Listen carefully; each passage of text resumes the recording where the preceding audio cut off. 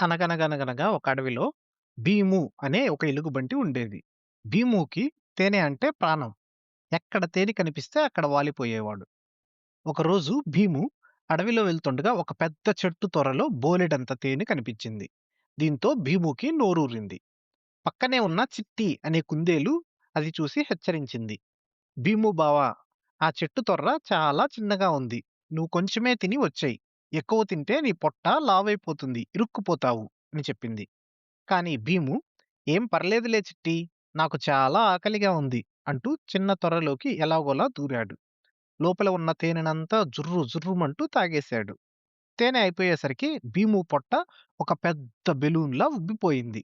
"ఇక వెళ్దాం" అని భీము బయటికి రాబోయాడు. కాళ్ళు బయటకు వచ్చాయి. కానీ ఆ పెద్ద పొట్ట మాత్రం తొర్రలో ఇరుక్కుపోయింది. దీంతో భీము కదలలేకపోయాడు. "అమ్మో! చిట్టి, నన్ను కాపాడు, నేను ఇరుక్కుపోయాను" అని గట్టిగా అరిచాడు. చిట్టి నవ్వుతూ వెళ్లి స్నేహితులను పిలిచింది. ఒక జింక వచ్చి భీము చేతులు పట్టుకుని లాగింది.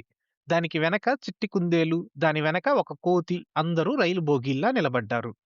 1, 2, 3 లాగండి అని గట్టిగా అరిచారు. ఎంత లాగినా భీము పొట్ట మాత్రం కదలలేదు. భీము మాత్రం అమ్మో! నా పొట్ట, నెమ్మదిగా లాగండి అని ఏడుస్తూనే ఉన్నాడు. చివరికి జంతువులన్నీ అలసిపోయి కూర్చున్నాయి.